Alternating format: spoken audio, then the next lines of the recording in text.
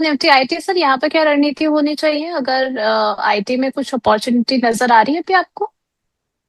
So Nifty IT index की बात करें तो डेफिनेटली यहाँ पे ओवरऑल अगर हम देखेंगे तो डेफिनेटली जो रिसेंटली करेक्शंस देखने मिले थे एंड देन एक रिकवरी देखने मिली, तो वापिस से आज के दिन में एक थोड़ा वीकनेस देखने हम्म। मिल रहा है ओवरऑल। जिस हिसाब से टीसीएस के रेजिग्नेशन, सीईओ के रेजिग्नेशन का न्यूज है, वहां से थोड़ा बहुत आईटी में हमें एक करेक्शन देखने मिला।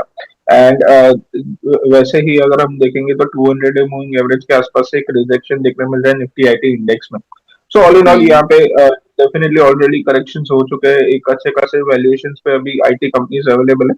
सो बाय एंड डिप्स का एक अप्रोच रख सकते हैं एक्सपायरी के आसपास, अगर हमें थोड़े लोअर लेवल्स पे मिलता है निफ्टी आईटी इंडेक्स अराउंड हम्म। 30,500 के आसपास, तो वहां पे अक्यूमुलेट कर सकते हैं। ओवरऑल अगर स्टॉक स्पेसिफिक भी बात करें तो डेफिनेटली टीसीएस एक अच्छा पिक रहेगा। ओवरऑल हम्म। टीसीएस में हम देख रहे हैं कि 2450 के आसपास से एक हमें गिरावट देखने मिली थी एंड देन अभी फिलहाल 50 डे मूविंग एवरेज के आसपास ही फिलहाल सपोर्ट लेने का ट्राई कर। सो करंट लेवल्स पे टीसीएस अक्यूमुलेट कर सकते हैं medium term to long term के लिए।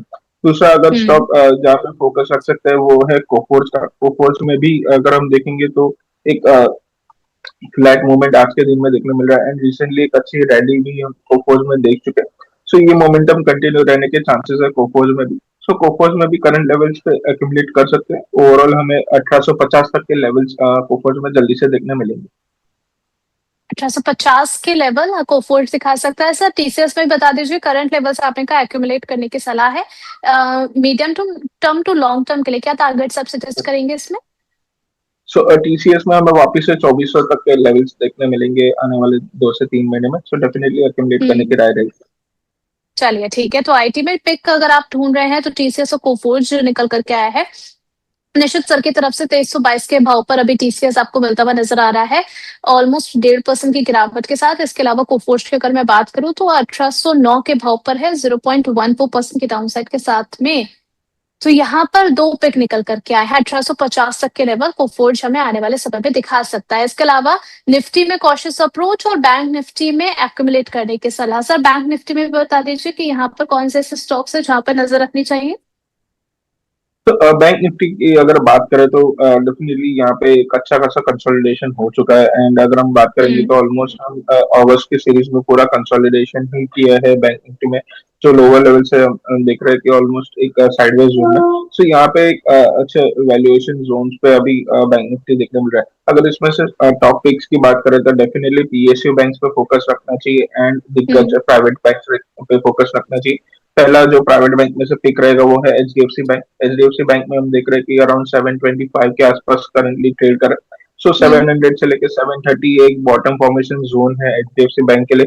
यहाँ से एक रिवर्सल हम एक्सपेक्ट कर सकते हैं। सो डेफिनेटली लॉन्ग टर्म के पॉइंट ऑफ व्यू से एचडीएफसी बैंक पे फोकस रखना चाहिए। ओवरऑल जो टारगेट्स एक्सपेक्ट कर रहे हैं यहाँ पे वापस से 850 तक के टारगेट्स नेक्स्ट 1 ईयर में हमें देखने मिलेंगे एचडीएफसी बैंक में। दूसरा स्टॉक हम्म। जहाँ पे पीएसयू बैंक में से फोकस रखना रहेगा वो है एसबीआई। एसबीआई में भी अगर हम बात करें तो रिसेंटली रिजल्ट्स के बाद एक अच्छी रैली हमें देखने मिली थी एंड वापस से वही लेवल्स पे हमें प्री रिजल्ट लेवल पे देखने मिला। सो 1050 के आसपास एसबीआई भी फिलहाल मिल रहा है। यहाँ पे एक्यूमुलेशन करने की राय रहेगी। यहाँ पे भी अगर 2 से 3 महीने का टारगेट अगर हम एक्सपेक्ट करें तो वापस से 1150 तक के टारगेट्स हमें एसबीआई में देखने मिलेंगे। सो यहाँ से 100 पॉइंट हम्म। की रैली भी एक्सपेक्ट करनी चाहिए स्टेट बैंक ऑफ इंडिया में। सो दोनों ही top PSU bank and top private bank दोनों पे फोकस रखने की राय रहेगी बैंक की। चलिए ठीक है सर। एचडीएफसी और एसबीआई आपके पिक्स निकल कर के आए हैं। यहाँ पर एचडीएफसी में आपने 1 ईयर का टारगेट बताया है एंड एसबीआई में 1150 का टारगेट आपने जो बताया है 2 से 3 महीने के लिए। स्टॉप लॉस भी साथ ही साथ बताते चलिए सर कि क्या मेंटेन करना है। तो अगर एसबीआई की हम बात करें तो स्टॉप लॉस की बात करें तो 990 का एक स्टॉप लॉस मेंटेन रखना है एसबीआई में। एंड एचडीएफसी की बात करें तो डेफिनेटली यहाँ पे थोड़ा लॉन्ग टर्म का पॉइंट ऑफ व्यू है तो थोड़ा स्टॉप लॉस भी नीचे का रहेगा, 660 का एक स्टॉप लॉस रखना रहेगा करंट लेवल से। हम्म।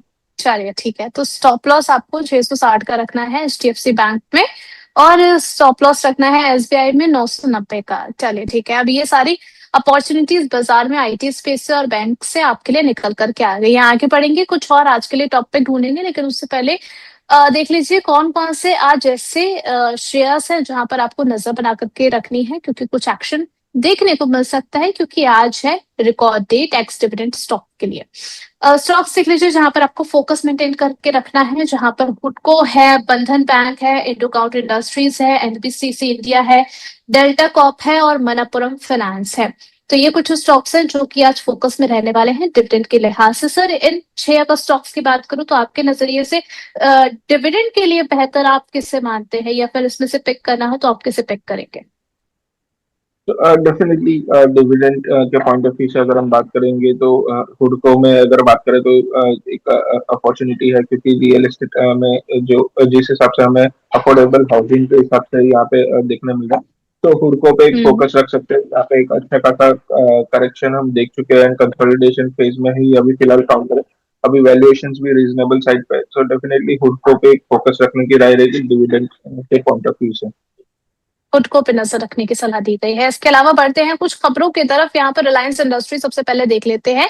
रिलायंस ने रोल्स रॉयस के साथ इंडिया के एएमसीए फाइटर जेट के लिए इंडिजीनियस कॉम्बैट इंजन डेवलप करने का एग्रीमेंट साइन किया है। इंडिया में एरोस्पेस गैस टर्बाइन कॉम्प्लेक्स बनाने की भी प्लानिंग इस दौरान रिलायंस करता हुआ नजर आ रहा है। काफी पॉजिटिव ट्रिगर है सर रिलायंस के लिए, लेकिन आज मूव उस तरीके से नहीं नजर आ रहा है रिलायंस के अंदर। और लास्ट भी अगर हम बात करें तो कई सारे सेशंस रिलायंस के लिहाज से अच्छे नहीं गुजरे हैं। 1305 के भाव पर चलता हुआ नजर आ रहा है। आपको लग रहा है कि अभी चांस मिल रहा है रिलायंस से पोजीशन इनिशिएट करने के लिए? तो रिलायंस की बात करें तो डेफिनेटली निफ्टी का टॉप कॉन्स्टिट्यूएंट है। एंड ओवरऑल अगर हम बात करेंगे तो एफआईएस की जो सेलिंग हमें देखने मिलती है वो टॉप कंपनीज में ही देखने मिलती है। सो डेफिनेटली अगर हम लार्ज कैप्स की बात करें तो रिलायंस में एक अच्छी खासी एफआईएस की सेलिंग देखने मिली थी due to middle east hmm. Conflict and Iran Israel conflict. तो उसी की वजह से अगर हम देखें तो एग्जैक्टली मिडिल ईस्ट कॉन्फ्लिक्ट के अबाव हमें ऑलमोस्ट 1600 के आसपास रिलायंस दिखने मिला था। बट वहां से जैसे ही एफआईएस की सेलिंग स्टार्ट हुई और ये यूएस ईरान वॉर स्टार्ट हुआ, सो वहां से हमें एक वापस एक करेक्शन देखने मिला। So all in all hmm. Definitely जैसे ही थोड़ी सिचुएशंस नॉर्मल होगी ईरान इजराइल कॉन्फ्लिक्ट में, एंड क्रूड ऑयल के प्राइसेस थोड़े हमें सेटल होते हुए देखने मिलेंगे, $80 के नीचे देखने मिलेंगे। सो डेफिनेटली वहां से हमें वापस से रिलायंस में एक रैली देखने मिल सकती है। करंट अर्ली अगर बात करें तो 1250 के आसपास मल्टीपल टाइम सपोर्ट लेके रिलायंस में एक रिकवरी हमें देखने मिल गई। सो ये डेफिनेटली हम्म। 1300 के आसपास यहाँ पे अक्यूमुलेशन करना चाहिए, थोड़ा लंबे समय का नजरिया रखना पड़ेगा। 1300 के आसपास अक्यूमुलेट कर सकते हैं, 1250 का एक स्टॉप लॉस मेंटेन कीजिए, वापिस से हमें 1400 तक के लेवल्स रिलायंस में बनते हुए देखने मिलेंगे आने वाले 6 महीने में। सो डेफिनेटली यहाँ पे वैल्यूएशन रीजनेबल हो चुके हैं, एंड जैसे ही एफआईएस की हमें बाइंग रिज्यूम होगी या सेलिंग रिड्यूस होगी, हमें वापिस से लार्ज कैप स्टॉक्स जैसे रिलायंस हो गया, एचडीएफसी हो गया, टीसीएस हो गया, इन्फोसिस हो गया, वैसे लार्ज कैप कंपनीज वापिस से रिकवर होते हुए दिखने मिलेंगे। चलिए, तो बाजार लौटेगा बड़े और लार्ज कैप किसकी रिकवरी के साथ में, ये सलाह दी गई है। इसके अलावा सर कोचिन शिपयार्ड देख लीजिए, नतीजे निकल कर के आए थे। क्वार्टर रिजल्ट इनका काफी वीक रहा है। प्रॉफिट में भी अगर हम देखें 27% से ज्यादा की गिरावट है, और रेवेन्यू और एबिटा दोनों में ही डिक्लाइन देखने को मिला है, नेगेटिव है। और कोचिन शिपयार्ड जो है आज 1.34% डाउनसाइड भी नजर आ रहा है, 1470-75 के भाव के आसपास। आपकी राय क्या रहेगी? तो डेफिनेटली कोचिंग शिपयार्ड 2024 में एक हमें आउट परफॉर्मर स्टॉक रहा था, एंड वहां से ही पीएसयू हम्म। बैंक्स में हमें पीएसयू स्टॉक्स में एक हमें करेक्शन देखने मिली। सो डेफिनेटली यहाँ से कंसोलिडेशन फेज में ही कोचिंग शिपयार्ड हमें देखने मिल रहा है। ओवरऑल अगर हम बात करेंगे तो एक रेंज बाउंड ट्रेडिंग ही चल रही है, जहाँ पे हायर साइड में 1520 के आसपास एंड लोअर साइड में 1350, एक कंसोलिडेशन फेज ही देखने मिल रहा है। सो अभी फिलहाल के लिए अवॉइड करना चाहिए कोचिंग शिपयार्ड को, जब तक कि हमें 1520 के अबाव कोचिंग शिपयार्ड हमें क्लोज होते हुए नहीं देखने मिलता, तब तक के लिए अवॉइड करने की ही राय रहेगी कोचिंग शिपयार्ड।